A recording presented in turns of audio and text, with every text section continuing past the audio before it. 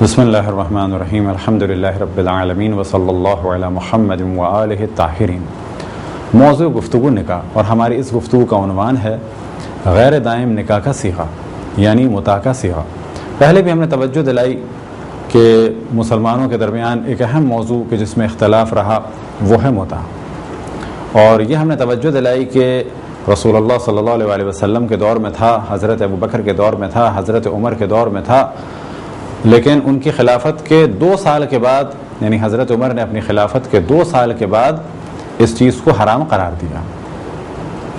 اس وقت ہماری بحث کوئی مناظراتی نہیں ہے، لیکن اس جانب توجہ دلا دی، فقط احکام بیان ہو رہے ہیں، اور اس جانب توجہ دلائیں کہ جو بھی متاع کا مذاق بناتا ہے تو اس سے سوال کیا جائے گا یہ متاع آیا کسی زمانے میں جائز تھا؟ تو ہر اہل سنت کا فرد جواب دیتا ہے کہ جی رسول اللہ صلی اللہ علیہ وسلم کے دور میں جائز تھا۔ تو اتنی بات واضح ہے اور اپنے ذہن میں رکھنی چاہیے کہ ہمارے اور اہل سنت کے درمیان فرق یہ ہے،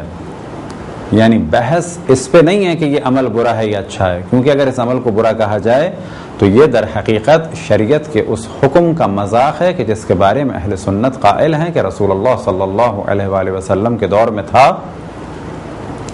حضرت ابوبکر کے دور میں تھا، حضرت عمر کے 2 سال کے دور تک رہا، اس کے بعد انہوں نے حرام قرار دیا۔ اب اگر حضرت عمر کو بچانے کے لیے یہ کہا جائے کہ رسول اللہ صلی اللہ علیہ وآلہ وسلم ہی کے دور میں حرام انہوں نے کر دیا تھا، تو بھی کہا جائے گا کہ بالآخر یہ ایک حکم تھا، اور حکم شرعی کا مذاق بنانا چاہے وہ کسی بھی شریعت میں رہا ہو، فرض کریں کہ ایک حکم کہ جو اس وقت نہیں ہے لیکن یہودیوں میں تھا، اور حضرت موسیٰ علیہ السلام کے ذریعے سے اللہ سبحانہ و تعالی نے اس کو نافذ کیا یا بیان فرمایا، تو آج بھی اس حکم کا مذاق بنانا حرام ہے۔ زیادہ سے زیادہ یہ کہا جا سکتا ہے کہ وہ حکم منسوخ ہو گیا۔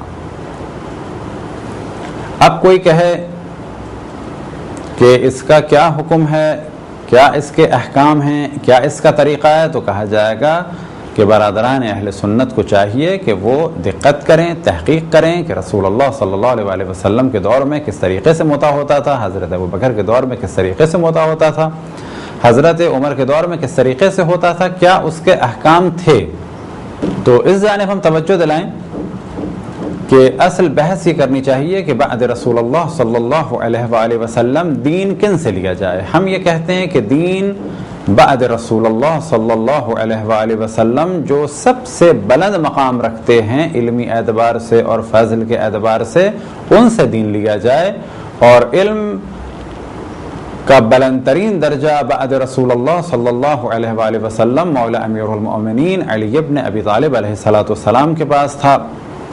اور آپ کے بارے میں فرمایا انا مدینۃ العلم وعلی بابها، میں علم کا شہر ہوں، علی اس کا دروازہ ہے۔ اور القرآن مع العلی والعلی مع القرآن، قرآن علی کے ساتھ ہے اور علی قرآن کے ساتھ ہیں، الحق مع العلی والعلی مع الحق۔ تو ہم نے بلند ترین ہستیوں سے بعد رسول اللہ صلی اللہ علیہ وآلہ وسلم انہی کے حکم پر عمل کرتے ہوئے، اور اللہ سبحانہ و تعالی نے جب ان کی جانب ہمیں توجہ دلائی اور حکم دیا کہ ان سے دین لیا جائے، تو ہم نے ان سے یعنی اہل بیت علیہ السلام سے دین لیا۔ بس اصل گفتگو فرعی احکام میں نہیں ہونی چاہیے، بلکہ امامت اور خلافت میں ہونی چاہیے کہ امامت کا صحیح حقدار کون تھا۔ تو یہ تو ایک ضمنی گفتگو تھی، کیونکہ اسے بڑا مذاق بنایا جاتا ہے۔ طلاق کا موضوع بھی اتفاق سے مذاق بنایا جاتا تھا، کیونکہ وہ بھی حضرت عمر نے اپنے دور میں ایک نیا کام کیا تھا، اور وہ کام یہ کہ 3 طلاقیں ایک وقت میں نافذ ہوں گی، جبکہ پہلے طریقہ تھا کہ 1 طلاق ہوگی، پھر یا رجوع ہوگا یا نکاح ہوگا، پھر دوسری طلاق ہوگی، پھر یا رجوع ہوگا یا نکاح ہوگا، پھر اگر زندگی گزاری اور تیسری طلاق ہوئی تو یہ تیسری طلاق ہوگی، اور اس تیسری طلاق کے بعد اگر کوئی چاہے کہ پہلے شوہر کے ساتھ زندگی گزارے، یا بالفاظ دیگر شوہر اپنی بیوی کے ساتھ زندگی گزارنا چاہے، تو کہا جائے گا کہ بیوی اب آزاد ہے۔ اگر وہ کسی اور سے شادی کر لے اور اس کے بعد وہ مر جائے یا طلاق دے دے اور مکمل ایک جنسی تعلق برقرار ہو چکا ہو، تو ایسی صورت میں اب یہ اپنے پہلے شوہر سے شادی کر سکے گی، اور اس عمل کے بارے میں کہا جاتا ہے حلالہ، اور اس فرد کے لیے یا اس عمل کے لیے ایک اور لفظ ہے محلل۔ تو حضرت عمر نے اپنے دور میں 3 طلاقوں کو ایک ہی وقت میں جاری کیا، اور یہ مارکا شیعہ سنی کے درمیان رہا، اور آج ایک تعداد علماء اہل سنت کی بالآخر قائل ہو گئی کہ یہ فیصلہ حضرت عمر کا صحیح نہیں تھا، قرآن کے خلاف تھا۔ لہٰذا ایک بہت بڑی تعداد اہل حدیث کی، سلفیوں کی، اور اسی طرح سے بعض روشن فکر جدید افراد کی اس بات کی قائل ہے کہ طلاق کا وہی طریقہ صحیح ہے کہ جو مذہب حقہ شیعہ اثنا عشری میں ہے۔ تو عقد غیر دائم کے بارے میں توجہ رہے، یعنی متع کے بارے میں، کہ یہ ایک نکاح ہے، اس میں مہر معین ہوتا ہے، فرق اتنا ہے کہ خاص مدت پر یہ نکاح ختم ہو جائے گا، پھر اس کے بعد باقاعدہ عدت ہے، اور بچہ باپ کا مانا جائے گا اور جائیداد میں وارث بنے گا۔ تو اصل فرق ہے فقط یہ کہ خاص مدت پر یہ نکاح ختم ہو جائے گا۔ اب یہی کام سعودی مفتیوں نے فتویٰ دیا اور شروع ہوا مسیار کے نام سے، لہٰذا آپ حضرات انٹرنیٹ پر لکھیں مسیار، تو آپ کو خود بخود بہت سارے موضوع مل جائیں گے کہ اس وقت عرب دنیا میں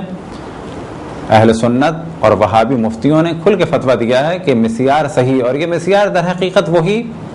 متع ہے، لیکن افسوس کی بات یہ کہ آج اس چیز کو جائز قرار دے رہے ہیں، لیکن ایک نئے نام کے ذریعے سے۔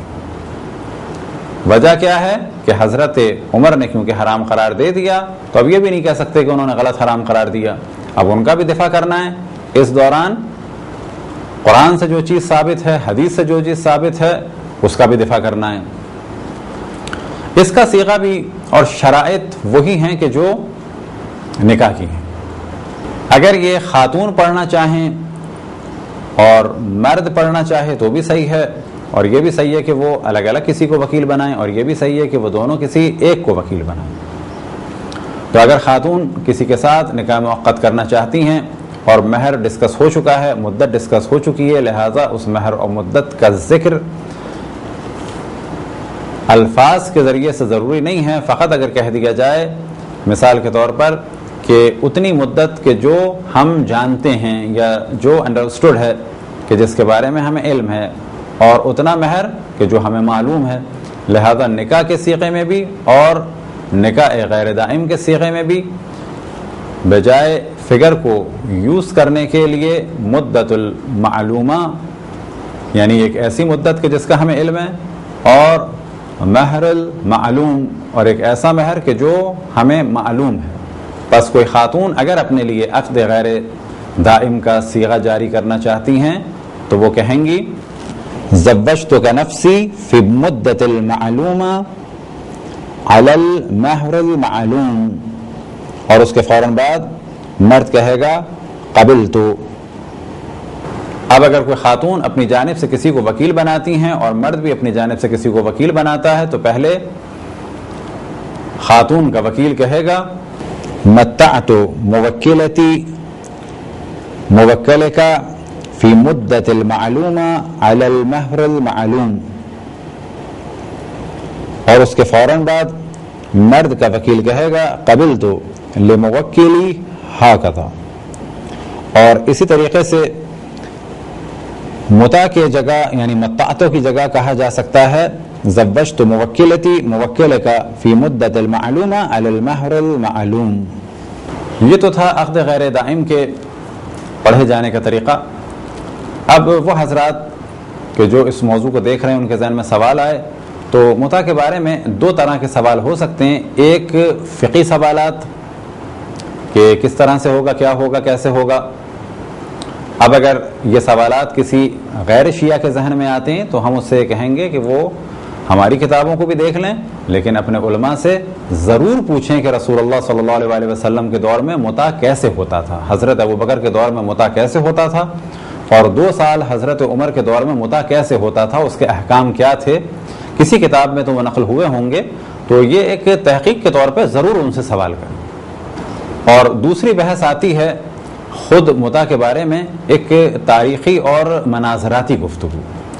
تو دونوں موضوعات کی گفتگو کو آپ حضرات مختلف کتابوں میں اور انٹرنیٹ وغیرہ پہ دیکھ سکتے ہیں۔ خداوند تبارک و تعالیٰ سے دعا ہے کہ بحق محمد و آل محمد ہمیں اپنے رسول اپنی حجتوں خصوصاً امام زمان علیہ السلام کی معرفت اور اطاعت کی توفیق عطا فرمائے۔ وصلی اللہ علی محمد و آلہ الطاہرین۔